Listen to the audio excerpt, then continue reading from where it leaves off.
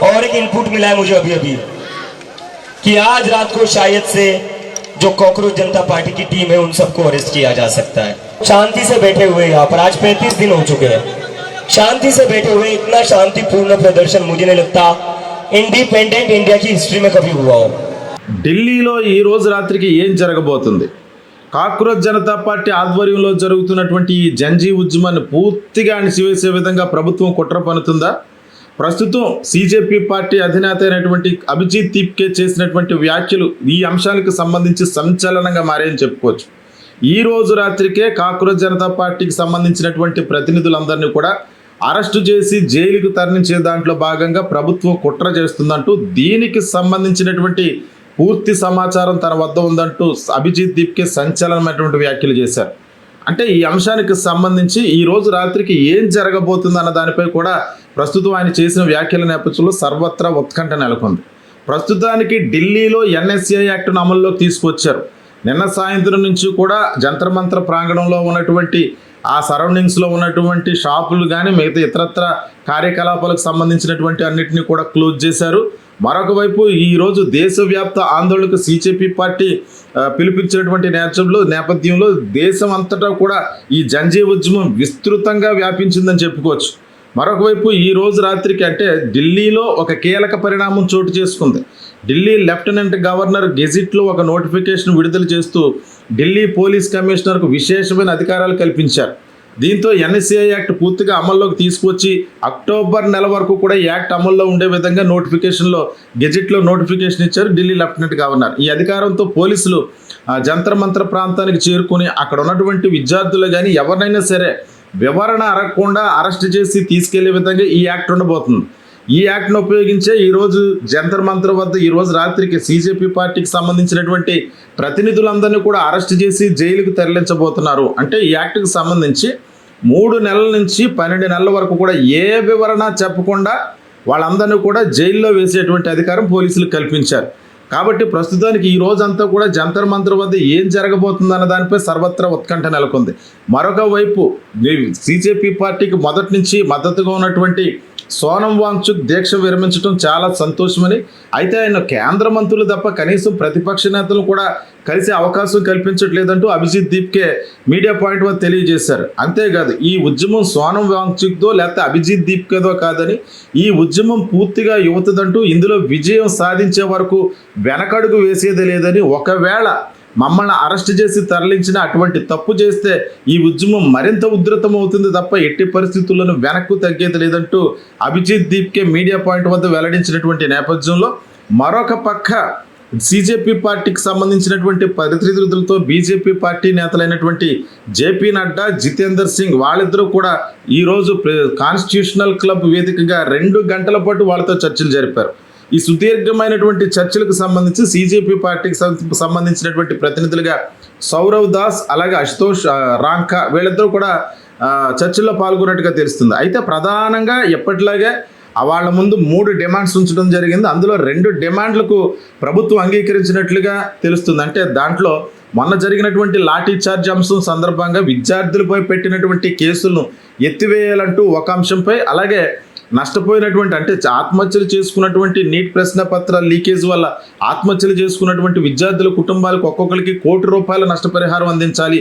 ఈ 2 అంశాలపైన కూడా వాళ్ళు అంగీకరించినట్టుగా తెలుస్తుంది. అయితే ధర్మేంద్ర ప్రధాన్ రాజీనామా చేయాలన్నదే తమ ప్రధానమైన డిమాండ్ అని, ఒకవేళ అది నెరవేరకపోతే ఈ 2 డిమాండ్లు మీరు నెరవేర్చిన అనవసరం అంటూ వాళ్ళు చెప్పినట్టుగా తెలుస్తుంది. అయితే ధర్మేంద్ర ప్రధాన్ రాజీనామా అంశానికి సంబంధించి మరొక రోజు గడువు ఇవ్వాలంటూ బీజేపీకి చెందినటువంటి నేతలు కోరటం జరిగింది అన్నట్టుగా తెలుస్తుంది. అయితే మరొక రోజు వాళ్ళు చర్చించి చెప్తామన్నటువంటి నేపథ్యంలో క్షమించాలి, ఒక పక్క వీళ్ళతో చర్చలు జరుపుతూనే ఈ రోజు రాత్రే సీజేపీ పార్టీకి సంబంధించినటువంటి ప్రతినిధులందరినీ కూడా ఆ ప్రాంగణం నుంచి తొలగించేటువంటి అక్కడి నుంచి తీసుకెళ్లేటువంటి ప్రయత్నాలు చేస్తున్నారు అన్నటువంటి వార్తలు వస్తున్నటువంటి నేపథ్యంలో ఈ రోజు రాత్రికి జంతర్ మంతర్ వద్ద ఏ రకమైనటువంటి పరిస్థితులు చోటు చేసుకోబోతున్నాయి అన్న దాని అంశంపై ప్రస్తుతానికి అందులో భాగంగానే జంతర్ మంతర్ వేదిక వద్ద నుండి 1 కిలోమీటర్న్నర పరిధిలో మొత్తం ఇంటర్నెట్ అయితే బంద్ చేసినట్టుగా తెలుస్తుంది. అందులో భాగంగానే అంటే వీళ్ళందరినీ ముందస్తు ప్రణాళికగా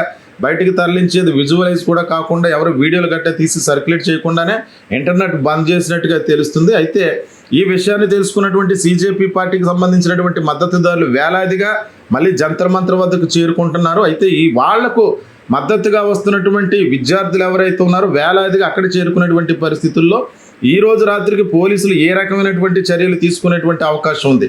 కొంతమంది అంటే అభిజిత్ దీప్కే చెప్పారు మీడియా పాయింట్ వేదికగా, బీజేపీ పార్టీకి సంబంధించినటువంటి కొంతమంది గోండాలు వాళ్ళలో ప్రవేశించి అసాంఘిక కార్యక్రమాలు అశాంతి సృష్టించేటువంటి ప్రయత్నాలు చేస్తున్నారు.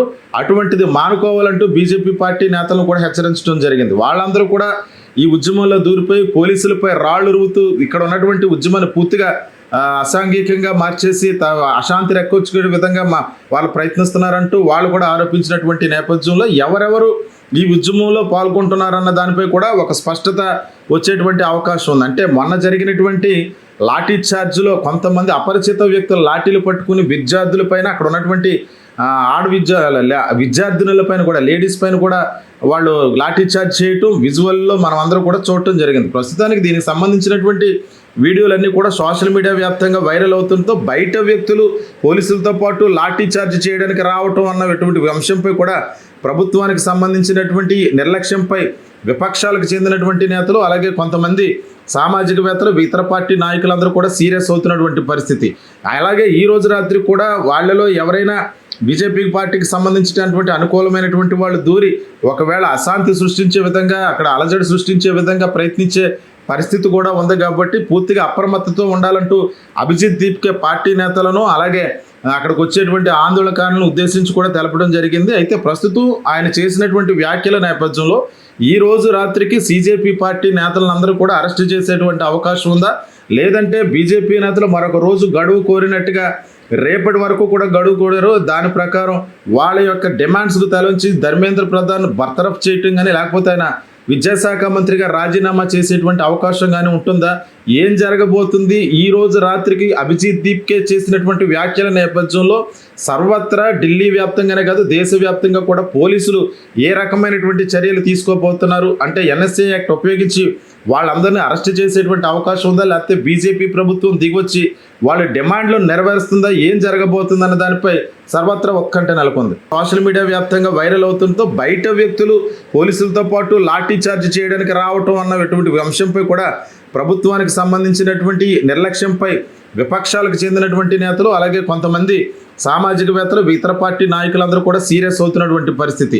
అలాగే ఈ రోజు రాత్రి కూడా వాళ్ళలో ఎవరైనా బీజేపీ పార్టీకి సంబంధించినటువంటి అనుకూలమైనటువంటి వాళ్ళు దూరి ఒకవేళ అశాంతి సృష్టించే విధంగా అక్కడ అలజడి సృష్టించే విధంగా ప్రయత్నించే పరిస్థితి కూడా ఉంది. కాబట్టి పూర్తిగా అప్రమత్తతో ఉండాలంటూ అభిజిత్ దీప్కే పార్టీ నేతలను అలాగే అక్కడికి వచ్చేటువంటి ఆందోళనకారులను ఉద్దేశించి కూడా తెలపడం జరిగింది. అయితే ప్రస్తుతం ఆయన చేసినటువంటి వ్యాఖ్యల నేపథ్యంలో ఈ రోజు రాత్రికి సిజేపీ పార్టీ నేతలందరూ కూడా అరెస్ట్ చేసేటువంటి అవకాశం ఉందా, లేదంటే బీజేపీ నేతలు మరొక రోజు గడువు కోరినట్టుగా రేపటి వరకు కూడా గడువు కోరారు, దాని ప్రకారం వాళ్ళ యొక్క డిమాండ్స్కు తలొంచి ధర్మేంద్ర ప్రధాన్ బర్తరఫ్ చేయటం కానీ లేకపోతే ఆయన విద్యాశాఖ మంత్రిగా రాజీనామా చేసేటువంటి అవకాశం కానీ ఉంటుందా, ఏం జరగబోతుంది? ఈ రోజు రాత్రికి అభిజిత్ దీప్కే చేసినటువంటి వ్యాఖ్యల నేపథ్యంలో సర్వత్రా ఢిల్లీ వ్యాప్తంగానే కాదు దేశవ్యాప్తంగా కూడా పోలీసులు ఏ రకమైనటువంటి చర్యలు తీసుకోబోతున్నారు అంటే ఎన్ఎస్ఏ యాక్ట్ ఉపయోగించి వాళ్ళందరినీ అరెస్ట్ చేసేటువంటి అవకాశం ఉందా, లేకపోతే బీజేపీ ప్రభుత్వం దిగొచ్చి వాళ్ళ డిమాండ్లను నెరవేరుస్తుందా, ఏం జరగబోతుందన్న దానిపై